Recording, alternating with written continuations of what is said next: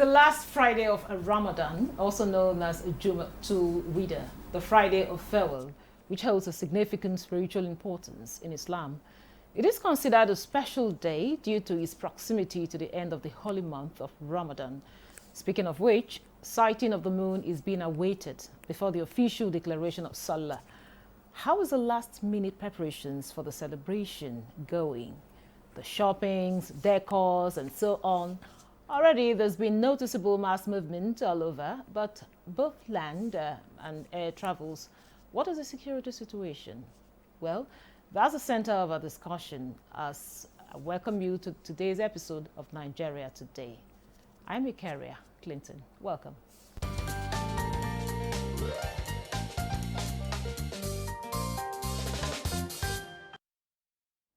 Now, joining me for the conversation via Zoom is Yusha Aliu. He's an economist. It's good to have you in Nigeria Today. Thank you. Good evening. Yusha, I'll just start with you. What's the preparation for you? What is the preparation like for you, as we approach the Sallah?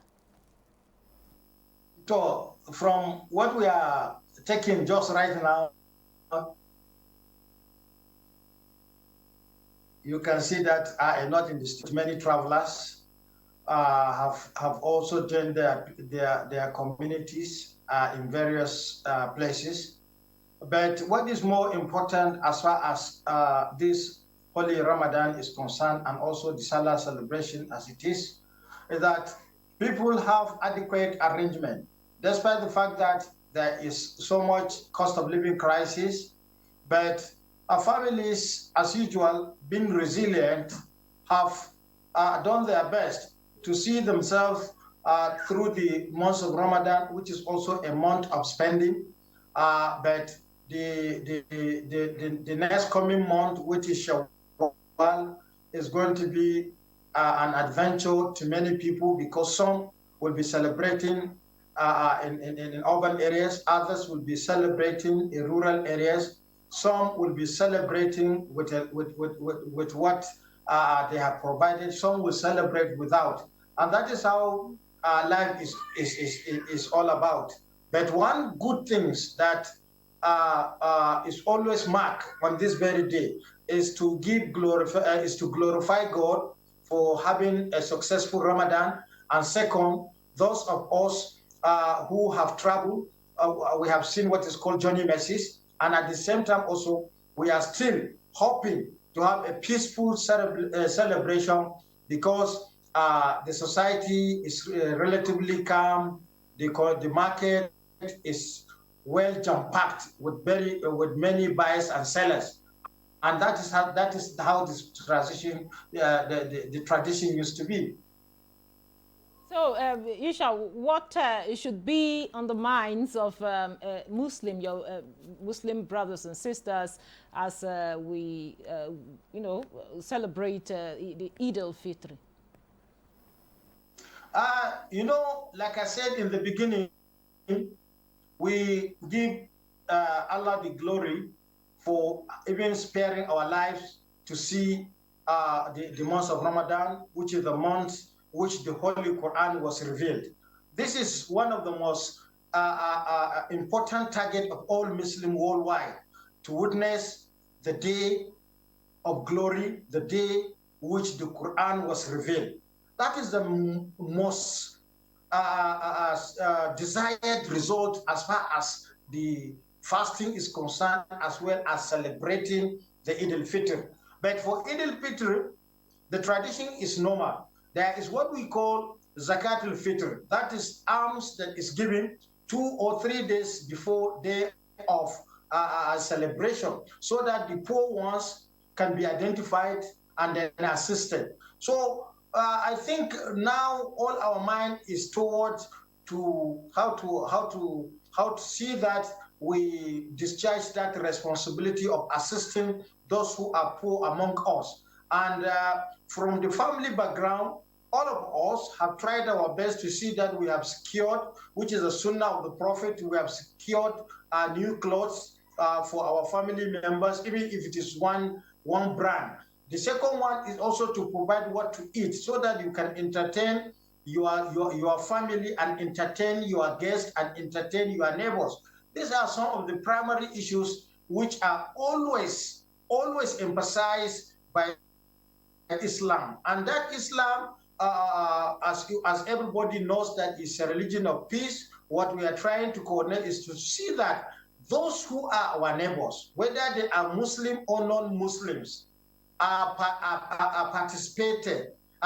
going to participate in the celebration by extending what we have to them, and also by extending peaceful greetings to them. And that is why now, probably when you check the situation around, you will see that the mood is already there. Everybody is happy. So once we conclude the fasting and we begin the celebration of Eid al-Fitr, the next thing is to start to extend good or best wishes to our neighbors, being them our family members, being them our religious members, be them humanity. So it is a general celebration, and people will underestimate the spending nature during this festival. Some have saved a lot of money to make sure that the next 4 days is done with a very sound,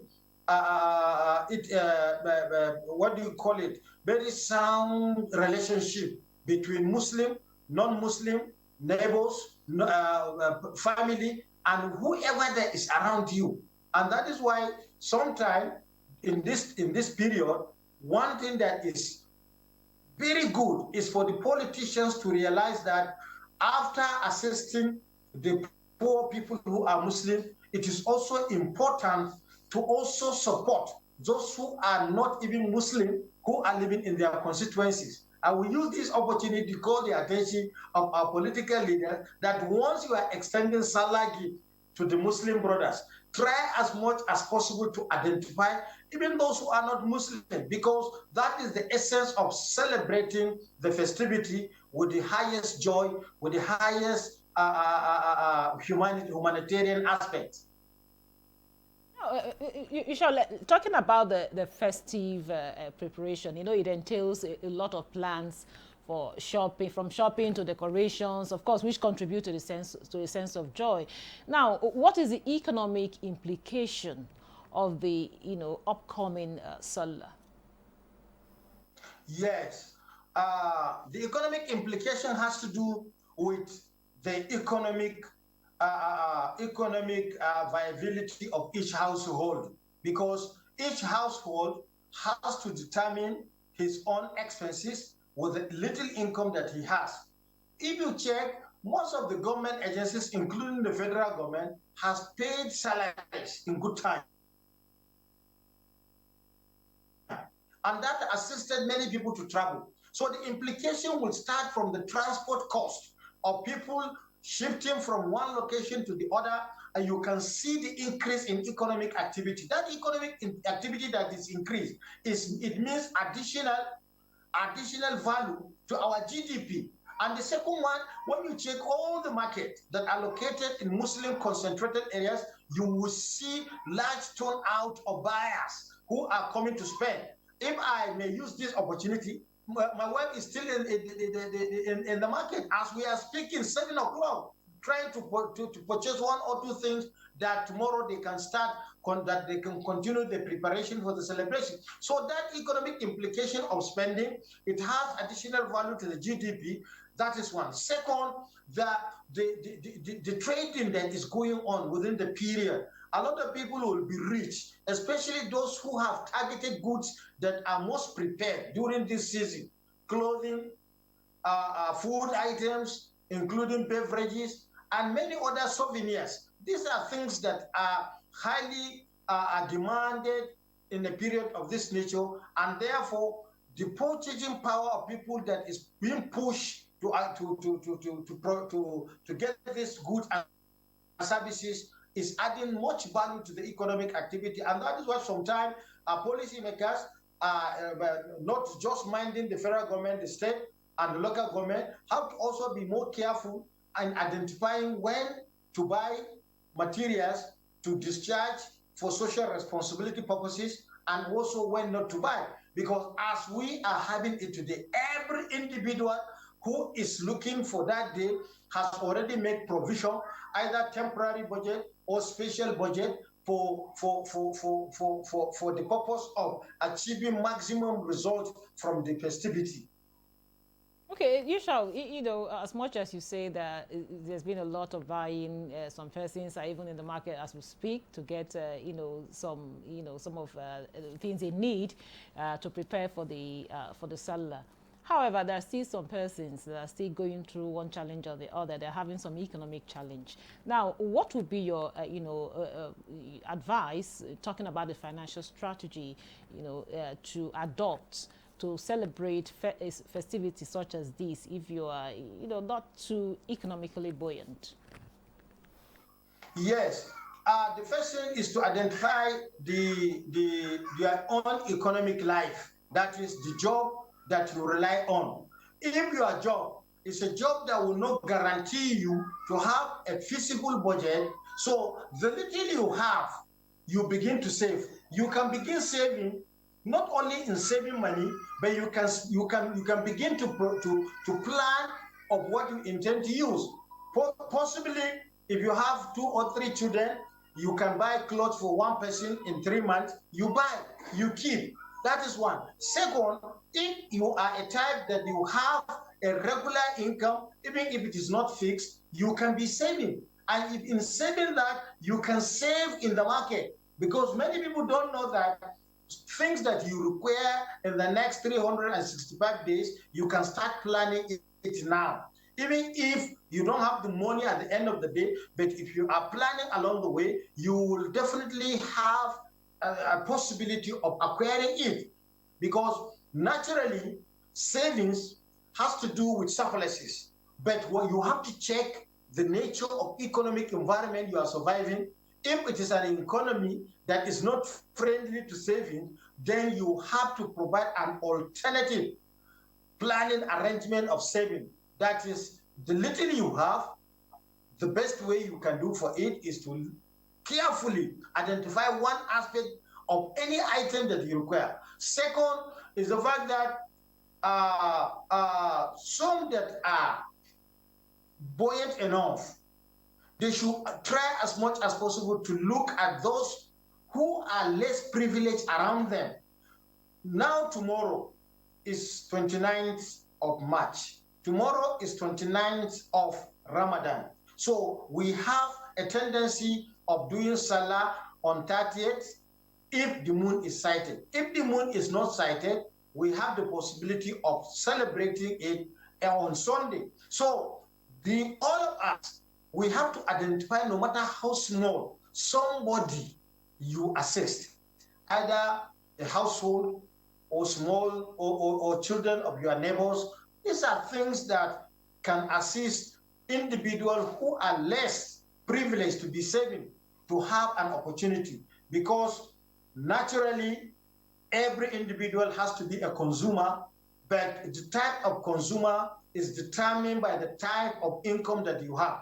Most of the consumers, the ones you are referring, that is the autonomous consumers, consumers that consume without an income. These are people that are in high number in our economic environment, and it is not their responsibility only to plan financially. They have other options to plan, but the best plan has to come from those who are above those privileged, those underprivileged class, including the politicians, including the government officials, and including the even socio-economic groups that can come in.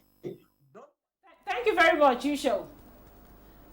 Thank you. We'll get back to you. We are now being joined by Dr. Jonathan Onoja Isaac.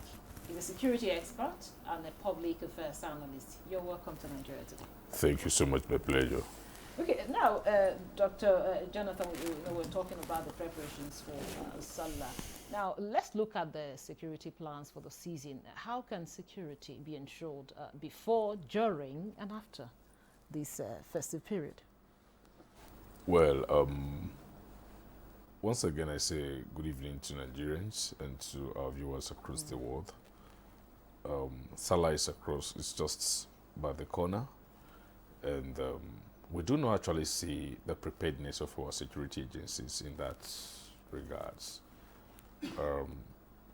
Kudos to the American Embassy for the advisory and the intelligence reports given to Nigeria about the intended Islamist movement.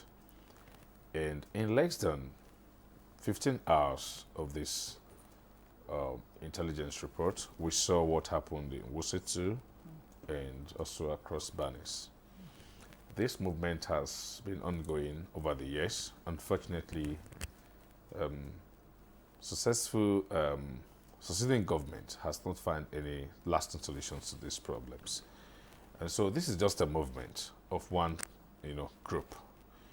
And you wonder what our Nigeria intelligence agencies are doing.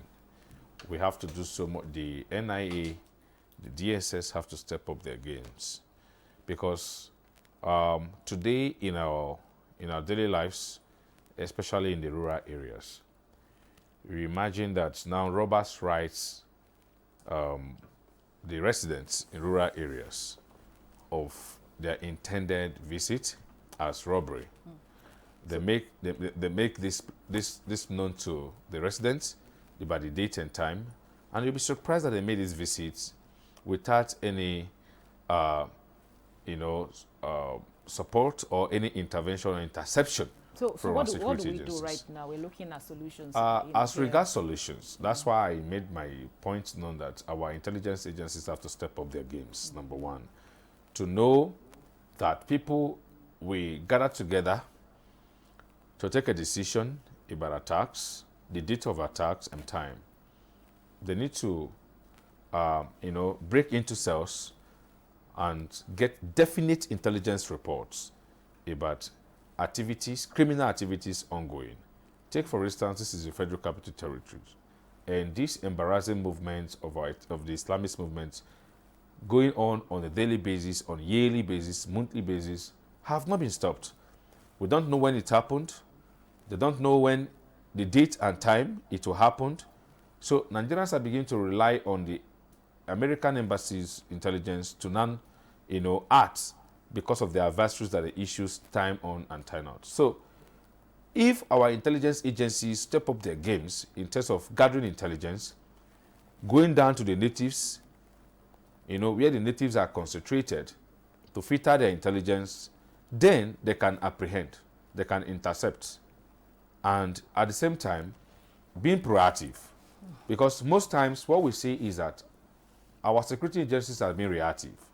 They go after the incident, after the robbery. They go after the incident that happened.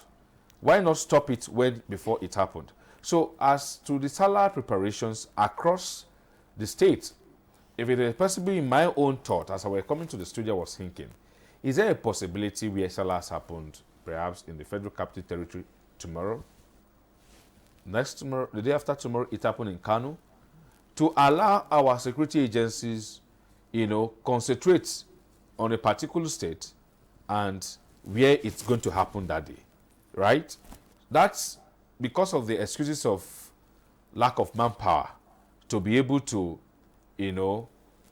manage the situation within the state. Okay, now talking about lack of manpower, we know that, of course, the manpower we have, it cannot, cover the entire country, every nook and cranny of the country. Now, how can we leverage technology to help us in this regard?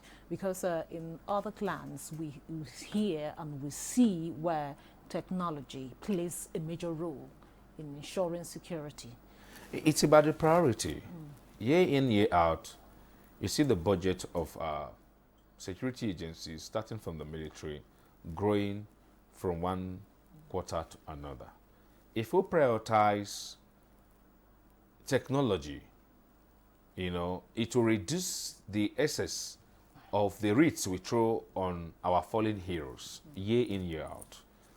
What I mean is that every year, 1st of October, soon going to be here, it's just by the corner. We'll go in, salute our fallen heroes, drop the wreaths, and we go back. We don't think about the next fallen heroes. Because if we support our standing heroes, they continue to stand.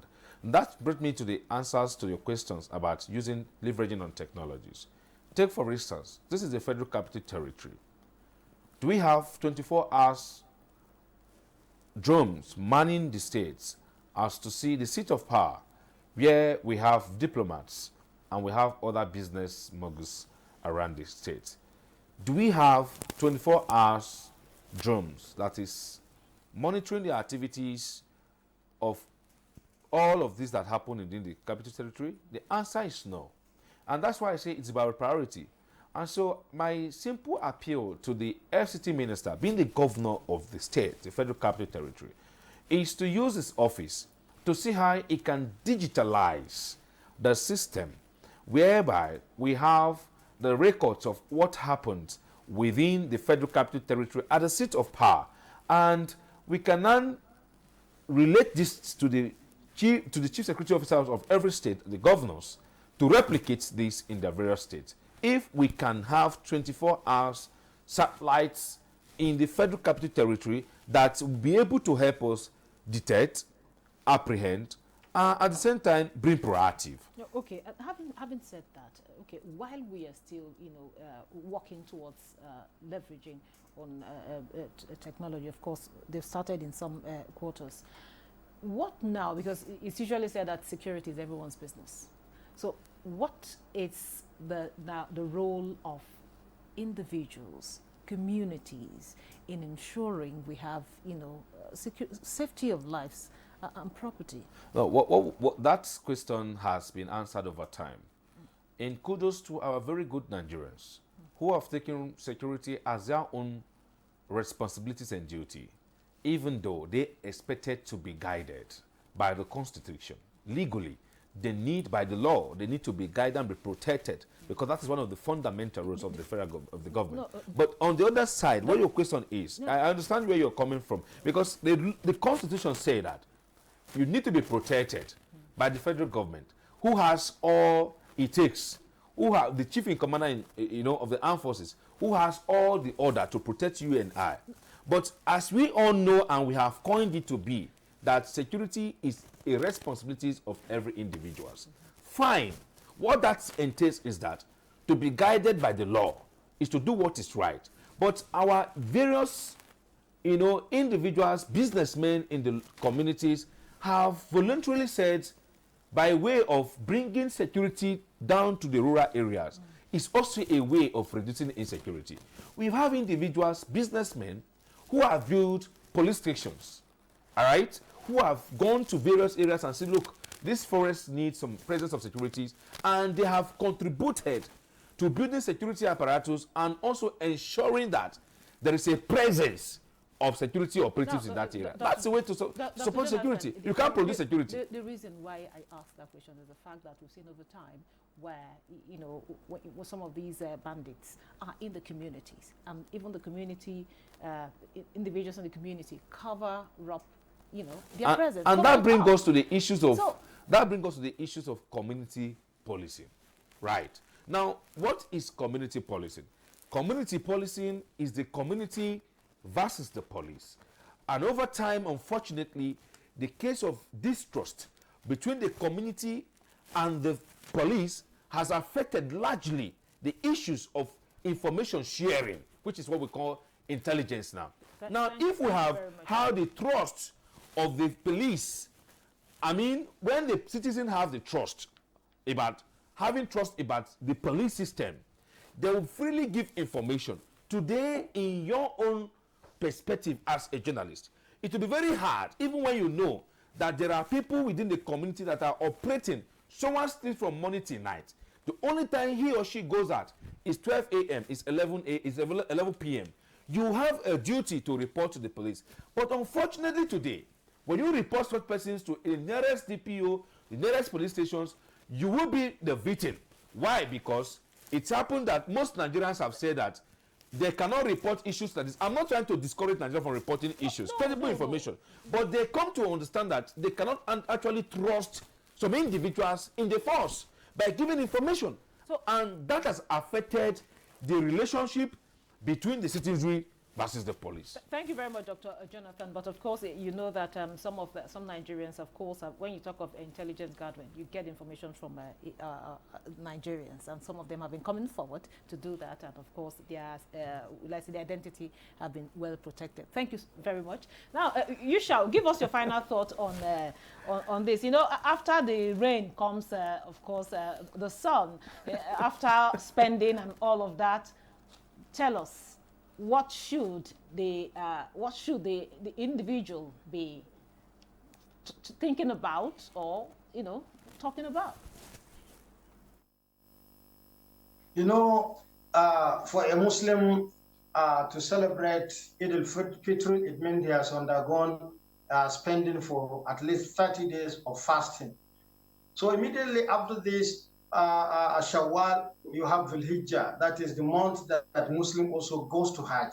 So in between, what is more necessary is to try as much as possible to coordinate further economic activities that include education and health provisions. Because during this festivity period, people used to be overfed, and there are consequences to that. People used to also be in the situation of overspending their little savings. So we should be mindful that life is not ending with the 3-day celebration. What is more important is to glorify God, to be thankful to God, and to be merciful to other fellow.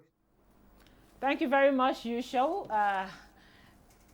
Thank you so much. This is where we draw the curtain on today's episode of Nigeria Today. A very big thank you to Dr. Jonathan Onoja Isaac, a security expert and also a public affairs analyst, for joining us. Thank you so much for your time and your contribution. Thank you, my And pleasure. we also had Yusho Aliu, is an economist and also a public affairs analyst. Thank you so much for coming on the program. Thank you very much. And thank you for being part of the program. I'm Ikaria Clinton. Have a wonderful weekend.